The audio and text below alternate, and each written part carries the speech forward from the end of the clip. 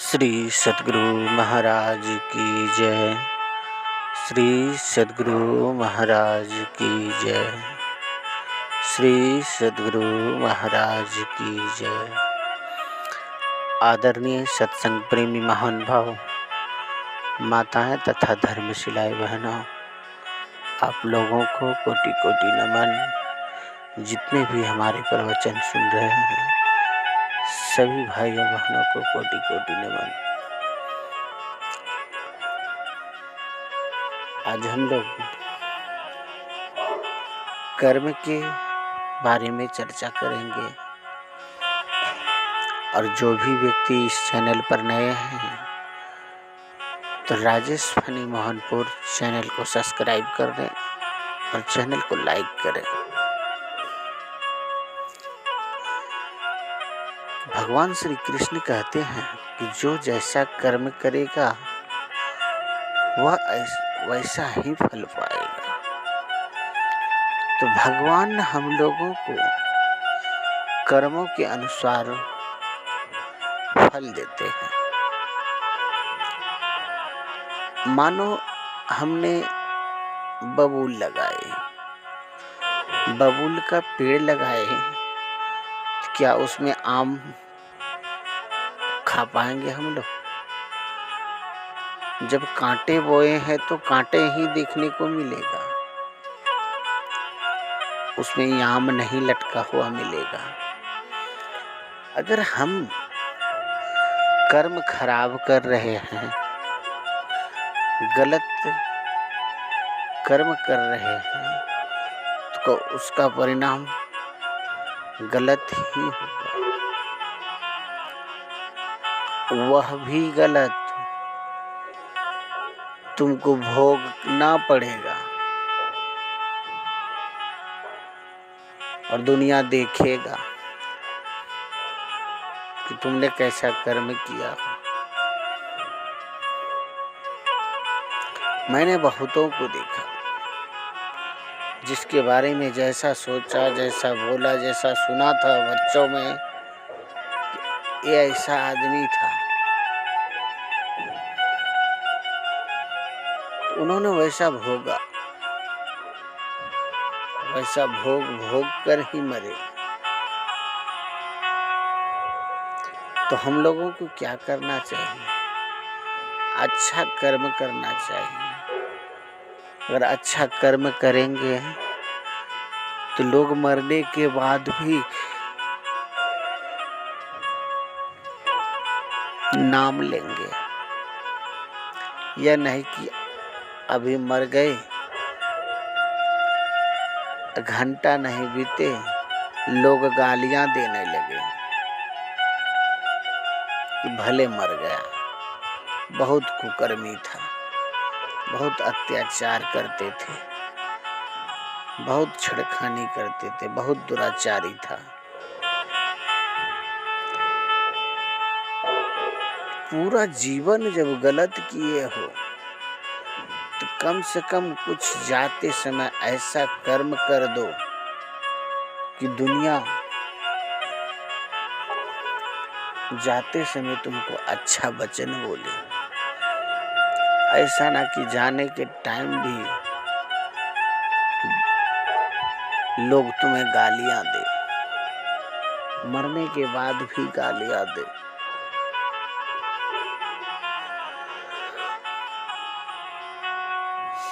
एक गांव में क्या बोलते हो उसको, चुगलखोर बोलते। मतलब वो गांव में किसी को चैन से रहने नहीं देते थे। हर न किसी से हरदम लड़ाते रहते थे। उसको अच्छा वातावरण तो देखने में ही अच्छा नहीं लगता था, उनको लड़ाई झगड़ा ही गांव में अच्छा लग रहा था। तो हर दूसरे को लड़ाते रहते थे, हरदम केस मुकदमा मर्डर होते रहता था। उनको वही अच्छा था, इधर से चुगली करके उधर, उधर से चुगली करके उधर। उनका यही काम ही था। गांव में किसी को ढंग से किसी को किसी से मिलाप नहीं रखा था, सब अपने अपने थे। तो उसका पूरा जीवन वैसे ही बीत गया। जब मरने के समय आया, उनको 4 बेटा था। जब मरने का समय आया, चारों बेटा को अपने पास बुला करके बोला कि रे बेटा, हमने तो गांव में बहुत अत्याचार किया, मुझे तो नरक मिलना चाहिए। मैंने जितने भी गांव में दुश्मनी फैलाई सब मेरा करतूत है। इस मुंह ने मेरे को नरक की रास्ता दिखा दे। इस मुख से मैंने बहुतों को घर उजाड़ दिया।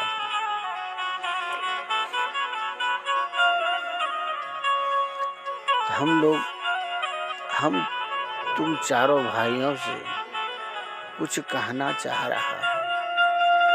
तो बच्चे लोग बोलिए पिताजी क्या कहना चाहते हैं, क्योंकि अंत समय था, उसका मरना था। तो बोला कि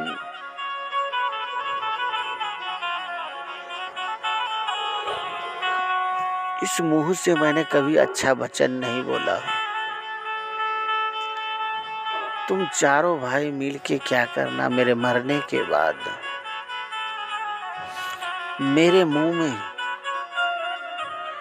एक बबूल का खुट्टा बना करके ठोक देना जब मैं मर जाऊं तो। मेरा यही सजा है बेटा, कर देना चारों भाई। तो बेटा लोग भी जान रहे थे कि मेरा पिताजी कैसा है। बोला ठीक है पिताजी।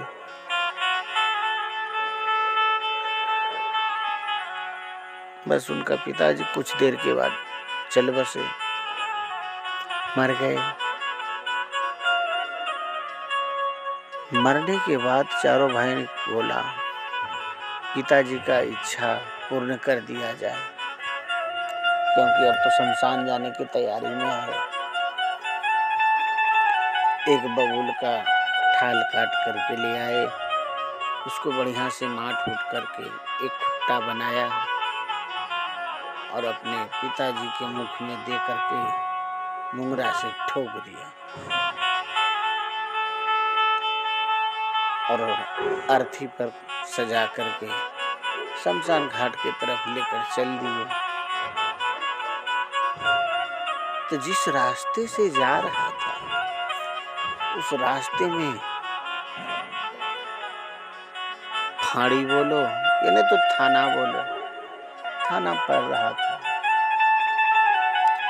तो पूछते हैं कि भाई कौन मर गया? बोला कि वही मर गया साहब जो कि गांव में किसी को चैन से नहीं रहने देते थे, हर किसी से लड़ाते रहते थे, पूरा गांव दुश्मनी फैला दिया था। अच्छा वही मर गया, अच्छा देखने दो, मर गया है, हम भी थोड़ा देख लें, अब तो जाने वाला है, जलने वाला है। रंथी रखवाए, मुंह को बोला उघारिए थोड़ा देख लेते हैं। जो ही मुंह देखा तो मुंह में देखा कि किल्ला ठोका हुआ।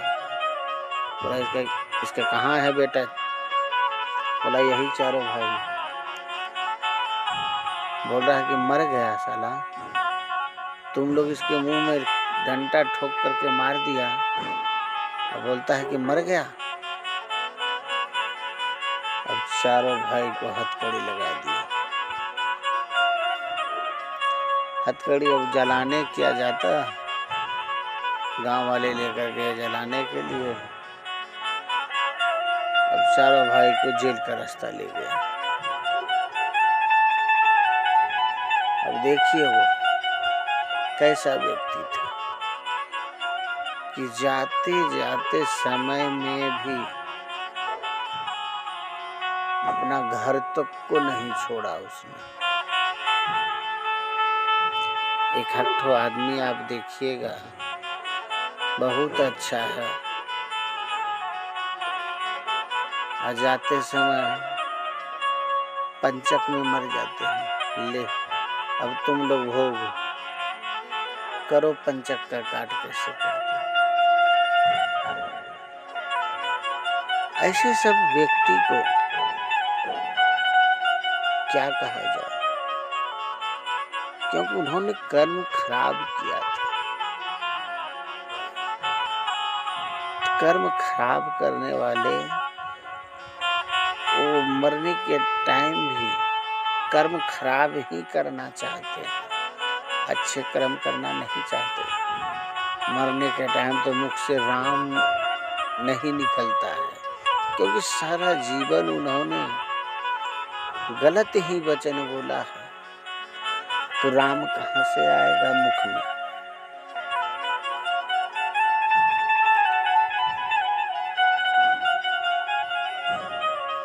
उंगली क्या बताया जाए उन लोगों के बारे में जो कि कर्म खराब करते हैं और स्वर्ग जाने का लालसा रखते हैं।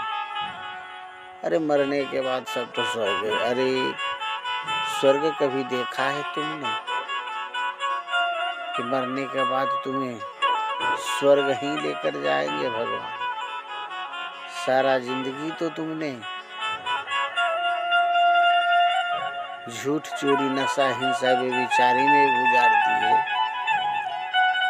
और जाते समय स्वर्ग का ख्वाब रखते हैं। तो कर्म के हिसाब से ही सबको फल मिलता है। अगर अच्छा कर्म करके जाओगे तो तुम्हारा 7 पुश्तों तक तुम्हारा नाम रहेगा, तुम्हारे जाने के बाद भी नाम रहेगा, बशर्ते कर्म अच्छा करो। कर्म अगर खराब करोगे,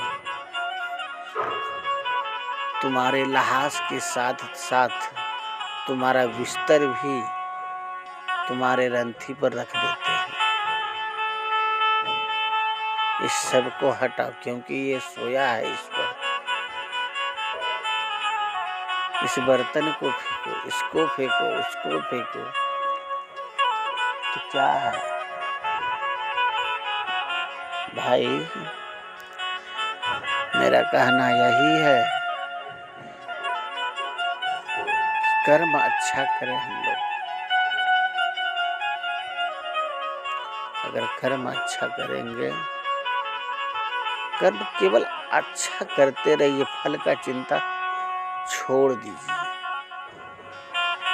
जो फल का चिंता लेकर बैठते हैं उसे क्या कहा जाए? भगवान से हम लोग कहते हैं कि भगवान ये हो जाएगा तो हम ये चीज करेंगे, तब तो मजदूरी करवा रहे हैं भगवान से कि पहले तुम करो तब तुमको तनख्वाह देंगे, अन्यथा नहीं देंगे।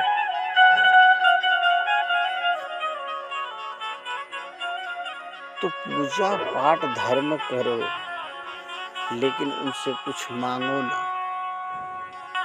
अगर बिन मांगे अगर सब कुछ दे रहा है तो मांगने का जरूरत क्या है?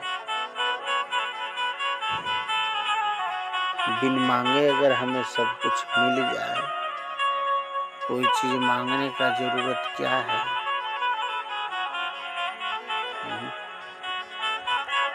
माता सेवरी ने भगवान श्री राम से कुछ नहीं मांगा, कितने वर्षों तक तपस्या किया, प्रतीक्षा किया कि भगवान आएंगे। जब भगवान मिले, उनकी कुटिया पे आए, एक बार ये भी नहीं बोला कि भगवान बहुत इंतजार करवाए। तो सोचा कि मेरा आज तपस्या पूर्ण होगी, लेकिन मेरी कुटिया में भगवान श्री राम पधारे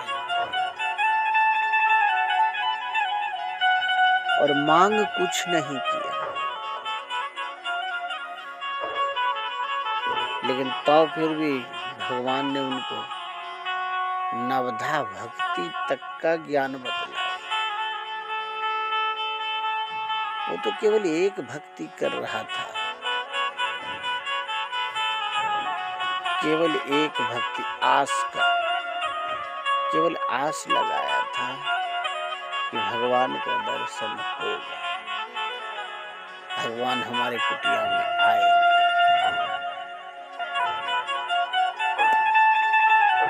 बस एक आस लगाए बैठी थी और कुछ मांग नहीं था उसको।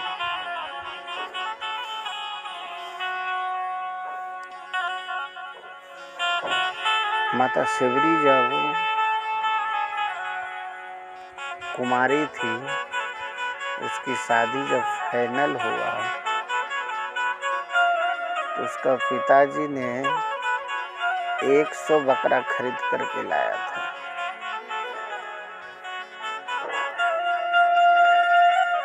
तो अपनी माँ से पूछती है,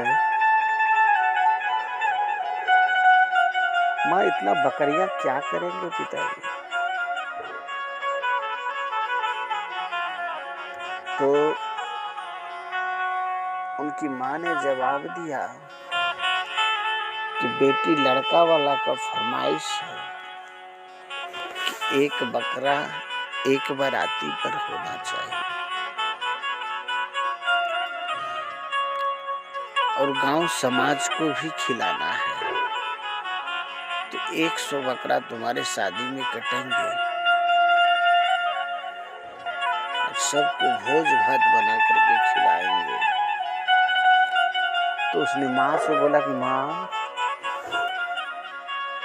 मेरे को एक मर्द मिले, इसके चलते में 100 मर्दों की बलिदान, 100 मर्दों की हत्या होगी, तब जाके मुझको एक मर्द मिलेगा।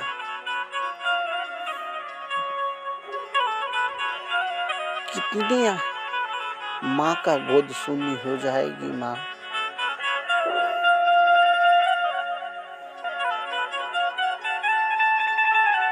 तो सेवरी ने बोला कि माँ, मुझे शादी नहीं करनी। तो क्यों बेटी? अगर हमारे शादी के लिए 100 बकरा कट सकता है तो ऐसी शादी मेरे को नहीं करना है, ऐसी शादी मेरे को नहीं करना है। भले ही हम कुमारी रह जाऊंगी, मैं संन्यास ले लूंगी, लेकिन हमें शादी नहीं करना, हमें इतने बकरों की बलिदान नहीं देना।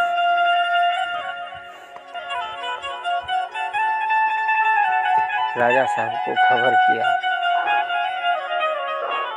सेवरी को मनाने लगी।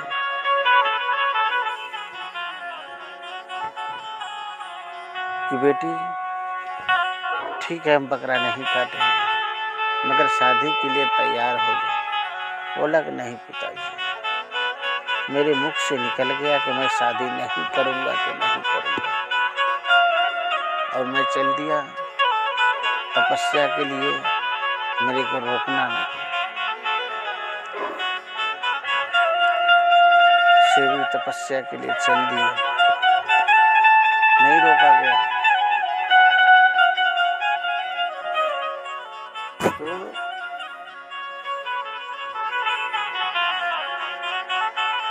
अब बताइए कि सेवरी ने कैसा कर्म किया कि अपने शादी नहीं किया कि उतने जानवरों का जीवन बच सके, इसलिए उन्होंने शादी नहीं की।